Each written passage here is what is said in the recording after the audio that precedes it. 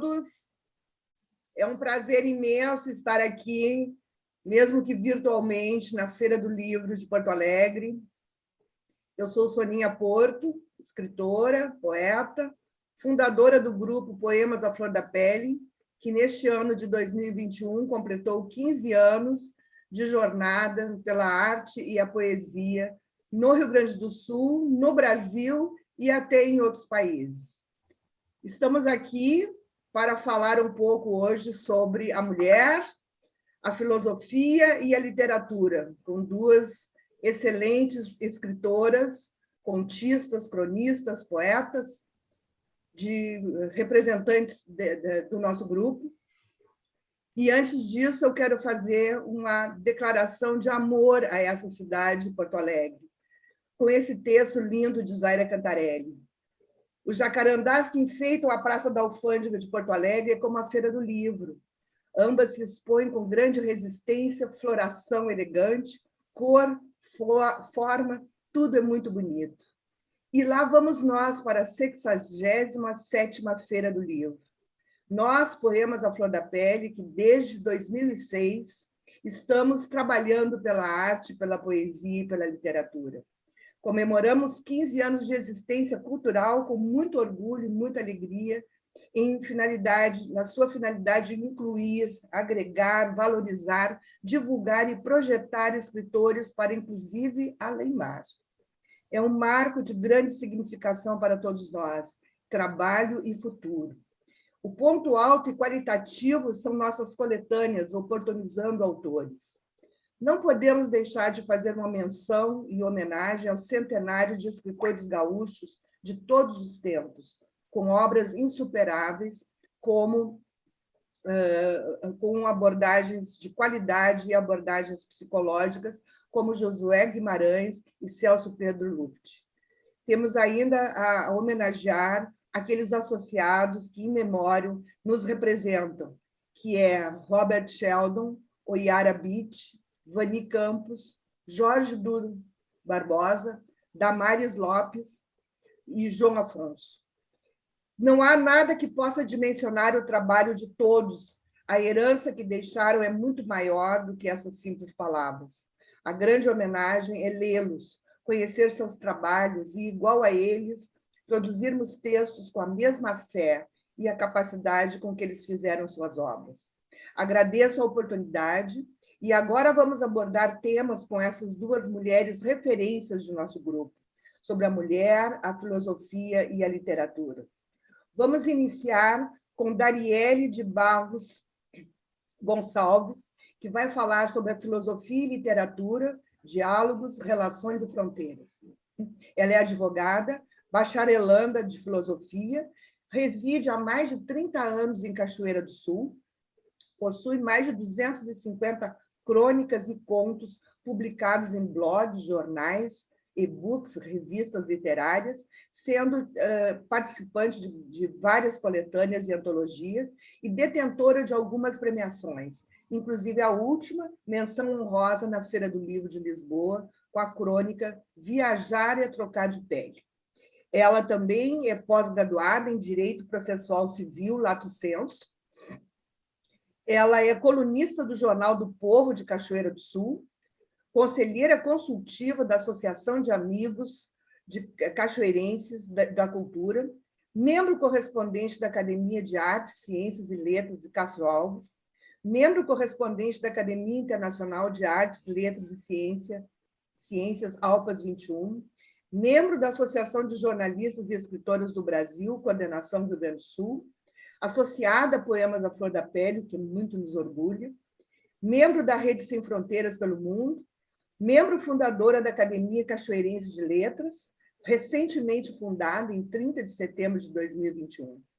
Parabéns, Darielle, por essa tua trajetória, e estamos agora aqui prontos para te ouvir.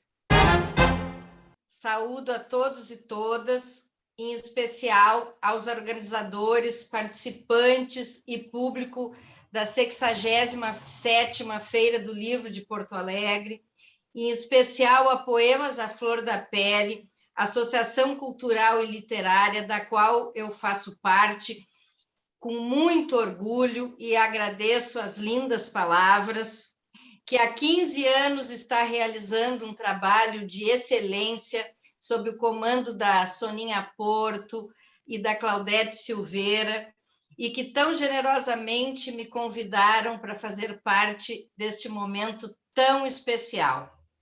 Bom, o que determina o sucesso de uma espécie?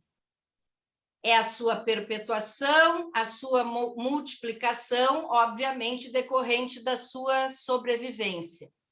Sob esse aspecto, nós somos um sucesso, porque não é necessária a sua qualidade de vida ou seu grau de felicidade. Então, sob esse aspecto, a espécie humana é um sucesso total, nós somos bilhões. Só que o ser humano, o hominídeo, ele é o ser mais desprovido de ferramentas, de apetrechos para sobreviver. Imaginem isso lá nos primórdios. Nós não temos pelos, nós não temos pelos em abundância, nós não temos carcaça, nós não temos uma visão que enxergue no escuro, nós não temos veneno, nós não temos uma força muito grande, nós não temos garras, enfim. Como nós poderíamos nos defender dos predadores, das intempéries do tempo? Felizmente, nós somos providos de inteligência e de capacidade de abstração. Com isso, nós conseguimos fazer o fogo, nós construímos utensílios, ferramentas, armas, e nós fomos conseguindo sobreviver. Além disso, nós desenvolvemos a linguagem. A linguagem foi a maior revolução, eu acredito, da humanidade, porque através da linguagem nós conseguimos conviver, nós conseguimos cooperar, nós conseguimos fazer conexões, e através dessas conexões nós conseguimos realizar aquilo que de mais importante é para nós, que é a sobrevivência, a perpetuação e a multiplicação de uma forma mais segura, né? Nos protegendo de predadores e das intempéries, enfim. Através da linguagem, nós fomos desenvolvendo a tecnologia, a ciência, a matemática. Hoje em dia, os computadores que nós estamos nos comunicando e que nos foi tão útil durante essa pandemia, que nos tornou mais próximos, que as crianças e os jovens puderam estudar, que muitas pessoas puderam trabalhar, toda ela funciona através do alfabeto. Se não fosse a linguagem, nossa situação, que já foi muito difícil, seria talvez inviável. É através da linguagem que a ciência, que a medicina se desenvolve. Os próprios algoritmos que nos conduzem para lugares inimagináveis, essa nossa comunicação imediata e universal, e que acabou, de uma certa forma, democratizando os saberes, as informações e as possibilidades, toda ela é feita através da linguagem, dos alfabetos. Então, eu entendo que a linguagem tenha sido, se não a maior revolução, uma das maiores revoluções da humanidade.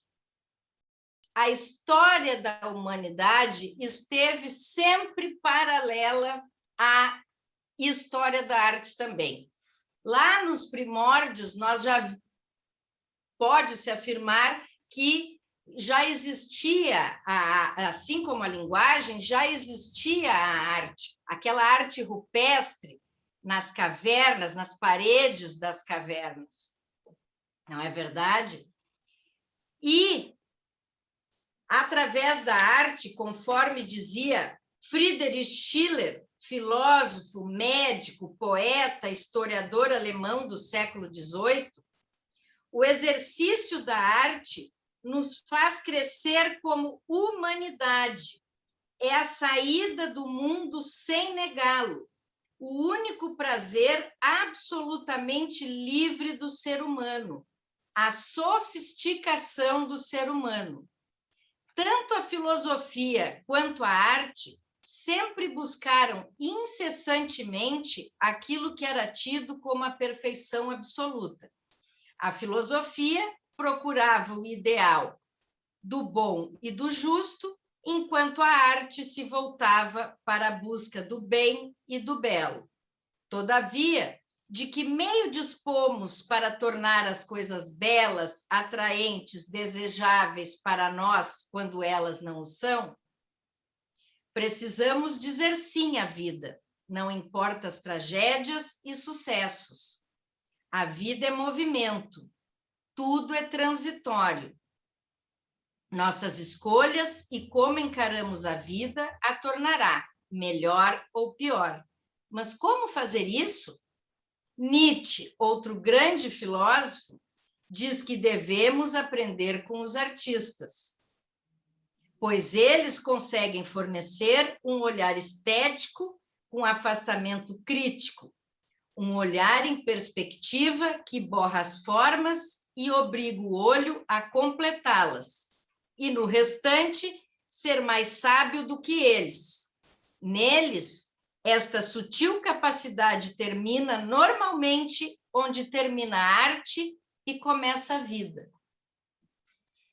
Já essa de Queiroz diz que a arte oferece-nos a única possibilidade de realizar o mais legítimo desejo da vida, que é não ser apagada de todo pela morte. Porque sabemos que, apesar da vida ter sofrimentos, ela também tem os encantamentos da arte que nos fascina. E ele continua: o manto diáfano da fantasia cobre a nudez cruel da realidade. E quando somos afortunados com o magnetismo e beleza da arte, este instante de contentamento pode valer uma vida inteira. Ítalo Calvino diz que os clássicos da literatura nos fazem viajar por emoções nunca antes sentidas.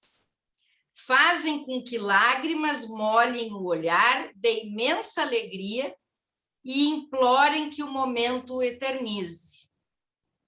A obra literária é uma destas mínimas porções em que o universo se cristaliza em uma forma, em que adquire um sentido não fixo, não definitivo, não enrijecido em uma imobilidade mortal, mas vivo como um organismo. Porque ao longo aqui da minha explanação,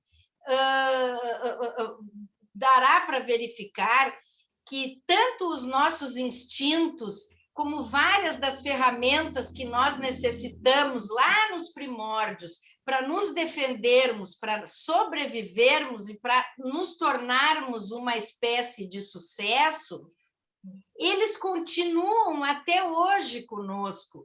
Porém, hoje eles não têm mais necessidade, eles se tornaram obsoletos, mas nós não conseguimos nos livrar deles.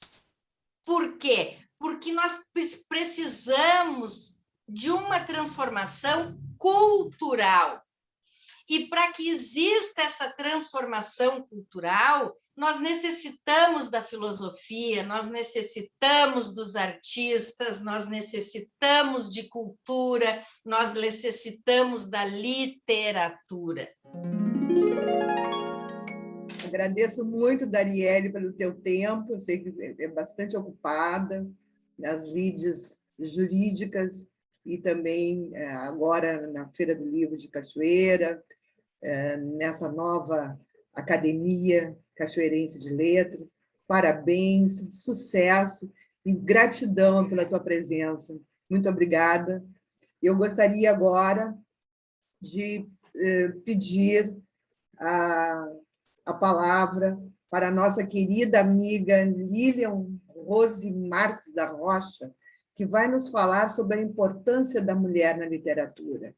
Ela é natural de Porto Alegre, farmacêutica, analista clínica da URGS, especialista em homeopatia, aliás, farmacêutica e analista clínica formada pela URGS, especialista em homeopatia, musicista pelo Liceu Palestrina, escritora, facilitadora didata de biodança, com a formação em educação biocêntrica, é autora de livros A Vida Pulsa, Poesias e Reflexões, de Negra Soul, Menina de Tranças, coautora do livro Lely da Silva, Memórias, Importância da História Oral, co-organizadora da antologia Supapo Poético, Pretessência, membro da coordenação do Sarau Supapo Poético, acadêmica de Letras do Brasil, Rio Grande do Sul, patronesse Carolina Maria de Jesus, diretora de Relações com a Sociedade da LB Rio Grande do Sul,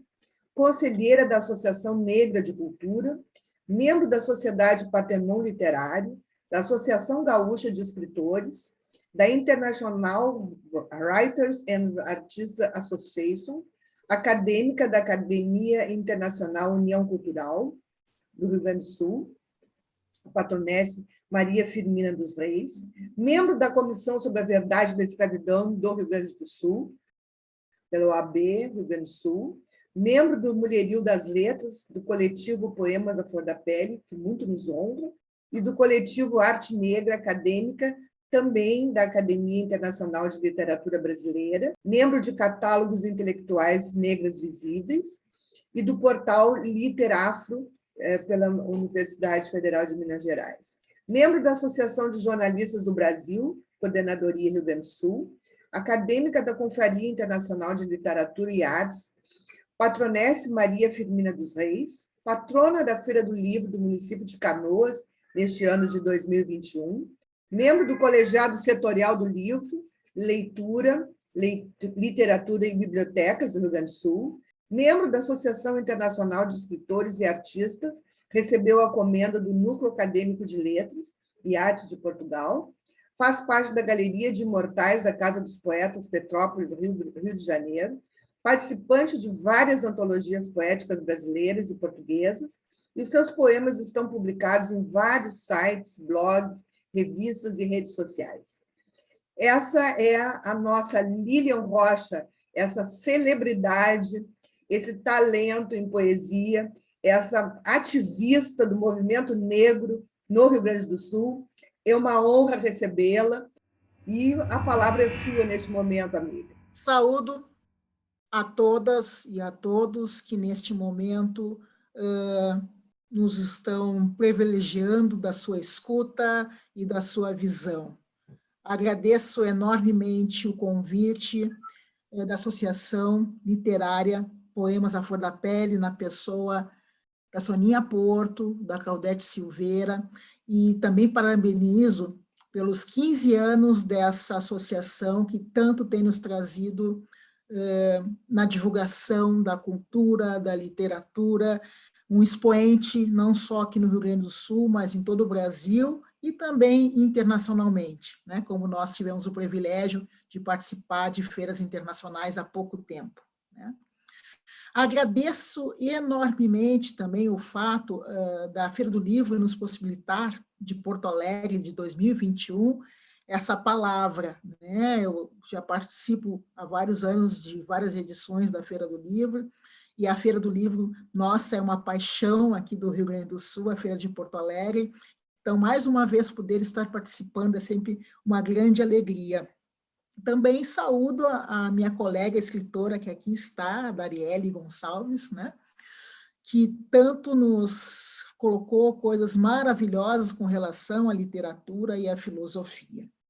Bom, eu inicio com esse tema, mas trazendo questões que são importantes sempre de nós fazermos uma reflexão com relação a essa literatura escrita, digo por mulheres, pelo fato que algumas escritoras amigas não gostam do termo literatura feminina. Por quê? Porque o que seria essa literatura feminina? E a gente vai ver o porquê que esse termo, às vezes, algumas escritoras não gostam muito. Mas antes eu quero fazer duas citações aqui. A primeira: minha liberdade é escrever. A palavra é o meu domínio sobre o mundo. Clarice Lispector. Segunda citação: não digam que fui rebotalho, que vivi à margem da vida. Digam que eu procurava trabalho, mas fui sempre preterida. Digam ao povo brasileiro que meu sonho era ser escritora, mas eu não tinha dinheiro para pagar uma editora. Carolina Maria de Jesus. Quando falamos de literatura escrita por mulheres, nós sabemos o quanto essa literatura foi subjugada, foi invisibilizada pelo fato que, não diferente de outras artes, né, e de outras situações sociais, a mulher, em função do patriarcado, do machismo, tinha um lugar único onde ela deveria ficar e se resignar a realizar esse único espaço, né, estar nesse único espaço, que era o do lar, das coisas exclusivas do lar, da maternidade. E quando essa mulher tentava sair desse espaço, desse lugar que lhe foi pré-determinado, era como se fosse um pecado, era como se fosse algo que estivesse fora do roteiro. Então, essas mulheres, nós sempre escrevemos, né? Sempre escrevemos nas as nossas anotações, nos nossos caderninhos, nas nossas agendas, mesmo que os nossos companheiros, os nossos namorados, os nossos noivos, maridos, não nos permitissem divulgar isso. E nós sabemos que vários escritores conceituados, vários poetas conceituados, que tinham as suas noivas, as suas esposas, e que escreviam, não permitiam que as mesmas as divulgassem, né? Nós sabemos uma história aí de um poeta muito famoso, nem vou contar, que é Olavo Bilac, que a sua noiva, em um certo momento, escreveu um soneto, e de tão belo foi publicado no jornal, e depois, quando ele viu, ele levou um susto e chamou-a e disse: meu amor, eu sei que tu escreve muito bem, mas não é para publicar, para mostrar para os outros, escreva para mim, mostre para mim. Então, na realidade, quantas mulheres, né, que tinham um relacionamento com escritores ou não escritores, ficavam naquela condição e escondiam os seus escritos, né, para não sair à margem de um posicionamento que era natural e que ainda, em muitas situações, permanece com essa oclusão dessas mulheres, né? E que tantas tiveram que, naquele momento, utilizar pseudônimos ou abreviar os seus primeiros nomes, só colocar o sobrenome, né? Para que não fossem reconhecidas, né? Então, por exemplo, uma delas, nós conhecemos como Nízia Floresta, né? Que foi muito importante, que nasceu em 1800 e pouco, né? Para ser mais precisa, 1810, faleceu em 1875, para não ser reconhecida, o nome dela, na realidade, era Dionísia Pinto, e para não ser reconhecida no seu primeiro livro, em 1832, ela colocou o pseudônimo de Nízia Floresta, né?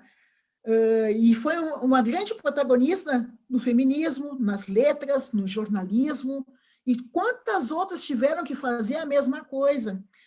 Quando a gente fala dessa literatura feita por mulheres, no nosso imaginário, muitas vezes vem mulheres como Clarice Lispector, como Raquel de Queiroz, como Cecília Meirelles, como Cora Coralina, como Hilda Hilst, né?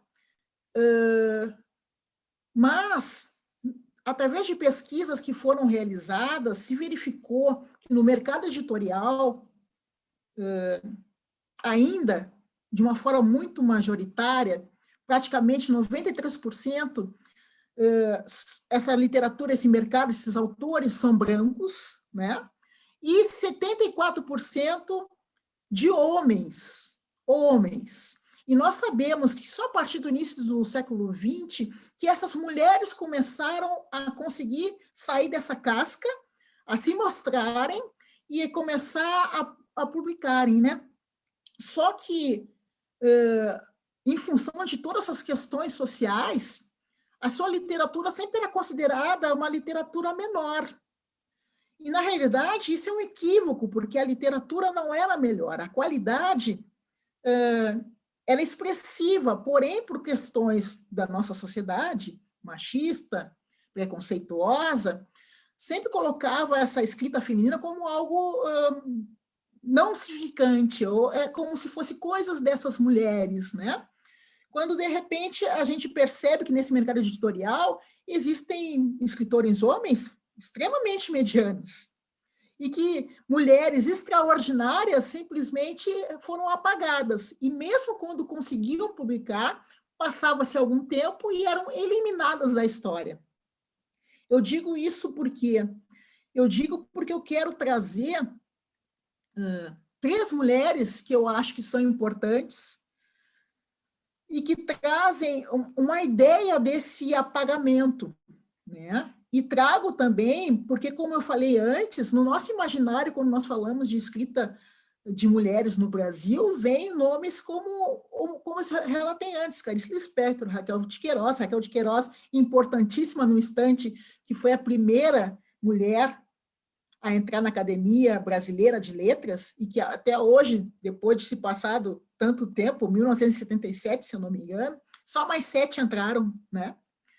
E que, na grande maioria dos prêmios literários, apenas 17% foram de mulheres que ganharam, né? Uma pesquisa do site Metrópolis fez um levantamento dos 6 principais prêmios literários e se percebeu que apenas 17% até hoje. Então, por mais que essa literatura tenha uma grande qualidade, ainda o quanto é difícil essas mulheres permanecerem dentro dessa estrutura literária. Elas são simplesmente apagadas. E quando eu digo isso, eu trago, então, Maria Firmina dos Reis, uma maranhense que nasceu em 1822, morreu em 1917, e que foi a primeira mulher brasileira a escrever um romance abolicionista na América Latina, a primeira escritora negra a escrever um romance abolicionista na América Latina, e que é o primeiro romance que traz a subjetividade da população negra. Negra tinha voz, tinha história, tinha reconhecimento, tinha subjetividade. E essa escritora, ela nasceu em São Luís, filha de uma escravizada alforriada, e que, com 5 anos, perdeu a sua mãe e foi morar no interior do Maranhão com a sua tia. Lá se desenvolveu, foi a primeira a passar num concurso público como professora no Maranhão, lançou seu livro em 1859, o livro Úrsula, foi a pioneira a criar uma escola mista, que até então menino estudava aqui, menino estudava lá, ela foi a primeira no Maranhão a criar. Então, essas mulheres inovadoras, e escreveu depois muitas outras coisas, era romance. Várias pessoas colocam que as mulheres não escrevem romance, escrevem poesia, crônica e contos, e em 1859 ela escreveu um romance, escreveu músicas, canções, crônicas, escrevia no jornal, e teve que usar o pseudônimo Uma Maranhense para poder lançar o seu livro, né? E, na realidade, eu trago ela por quê? Porque, apesar de ter tido um sucesso enorme naquela época, passou-se o tempo, ela faleceu cega, doente, pobre, né? E depois, bem mais tarde, houve uma segunda edição de uma editora em Florianópolis e está sendo resgatada novamente pelas universidades, né? Está sendo trazendo à tona a sua história, da sua importância, né, dessa escritora maravilhosa que foi, que escreveu contos, romances, crônicas, canções, poesia. Naquela época, imagine uma mulher negra no interior do Maranhão, lançando um livro, trazendo à tona isso. E daí eu trago uma outra mulher que eu acho importantíssima, que é a Carolina Maria de Jesus, que também foi traduzida com o seu primeiro livro, Quarto Despejo, em 1960, e que teve um estrondoso sucesso, traduzida para mais de 14 idiomas, mas que também não era nem aceita na favela e nem aceita quando ela fez o outro livro, né, Casa de Alvenaria, não era aceita num bairro de classe média, morreu também pobre, escreveu outros tantos livros, existe uma quantidade de um arsenal muito grande que está agora com a Companhia das Letras para ser lançado, do seu material, ela escrevia poesias, o pessoal diz, era apenas um diário. Quando já dizem isso, era apenas um diário, já estão desvalorizando essa escrita. E ela escrevia poesias, ela era compositora, na realidade, depois ela fez romances, ela fez contos, enfim, ela também foi esquecida, morreu pobre, e nos últimos anos o que acontece? Também é reconhecida pelas universidades, agora doutor honoris causa, né, doutora honoris causa. Então, na realidade, o quanto foi necessário essa labuta dessas escritoras para serem reconhecidas em algum momento. Eu não gosto da palavra resgatada, mas esse é o termo, porque durante um hiato de tempo é como elas não existissem. E isso acontece, quando eu trago essas duas, é o que eu quero dizer que acontece com uma grande gama de escritoras que tem um trabalho maravilhoso, não um único trabalho, mas um trabalho extenso, e que, no entanto, se faz um grande estouro, se coloca um grande foco, e daqui a pouco parece que não existem mais, não teve importância. Por que dá importância? Alimentam essa divulgação, essa grande importância, mas, ao mesmo tempo, a própria sociedade faz com que essas pessoas sejam esquecidas pelo meio do caminho, depois de passar algum tempo. E a literatura feminina, a literatura feita por mulheres, nós percebemos muito disso. Várias mulheres, agora, né, há um grande foco para a escrita feminina ou escrita por mulheres, pelo fato que perceberam que a maior parte do público leitor, mais de 56%, é de mulheres. Quem lê no Brasil são mulheres. Então, as editoras parece que se deu conta, e também as mulheres, pelo todo o fato de protagonismo, todo o fato de se reconhecerem, perceberem a sua importância dentro da sociedade, estão lendo também mais mulheres. Então, as editoras também perceberam que era necessário ter livros que trouxessem essa possibilidade para essas mulheres. Então, as editoras começaram também a investir nessa literatura, né?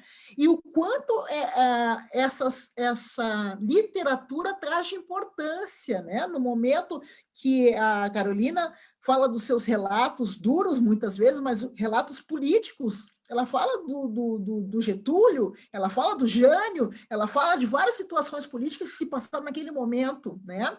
A própria fluidez, né, subjetiva e de consciência da Clarice, né, os versos soltos e livres da Cora Coralina, a importância da Raquel de Queiroz, toda a estrutura dessa escrita que traz o cotidiano se tornando o extraordinário, o ordinário se transformando no extraordinário, que é o cotidiano de cada dia, e que essas mulheres têm com a sua subjetividade, com esse seu olhar, com essa possibilidade, com essa de enxergar coisas múltiplas que muitas vezes os homens não possuem, trazem na sua literatura. e o quanto isso é importante e acrescenta para uma sociedade. Então, eu acho que agora, nesse momento, nós vivemos um momento muito especial, onde surgiu N escritoras maravilhosas, da nova geração, e assim, eu esqueci de falar mais uma que eu acho importantíssima, trazendo sempre esse aspecto da escritora negra, que eu acho que a Conceição Evaristo, que demorou para ser reconhecida no nosso país, foi reconhecida com 71 anos de idade, ela já era conhecida na França, uma mulher que foi empregada doméstica, né, que lavava roupa com a sua mãe, que tinha vários irmãos e que veio para o Rio de Janeiro, entrou na universidade, fez a graduação, fez mestrado, fez doutorado, e que traz toda uma leitura nova com relação à escrita, né, que conceitua como escrevivência, que traz um conceito que é do coletivo do coletivo das mulheres, e poder perceber que não é uma escrita sozinha, é uma escrita que traz motivações nossas, né, que se interligam. Então, eu acho que, nesse momento, a escrita feminina ela está em expansão. Tem um número maravilhoso, né, de escritoras surgindo, e também tem os dois vieses, né? Está a expansão a partir desde o início do século XX, foi aumentando, e a gente está chegando num ponto muito interessante, mas ainda temos muito a caminhar pelo fato que ainda não ganhamos ainda os prêmios que nós merecemos pela nossa qualidade, e que, infelizmente, a nossa produção literária foi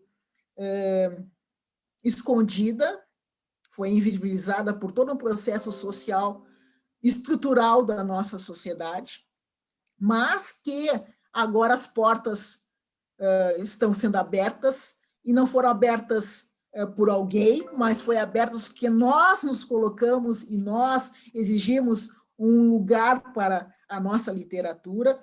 Então, nesse momento, eu percebo que cada vez mais mulheres estão tendo oportunidade de escrever e se colocar e se lançar no mercado editorial. Ainda falta muito, mas estamos num processo crescente e de melhora com relação a isso. Então, é isso que eu queria falar, e agradecer pela escuta nesse momento.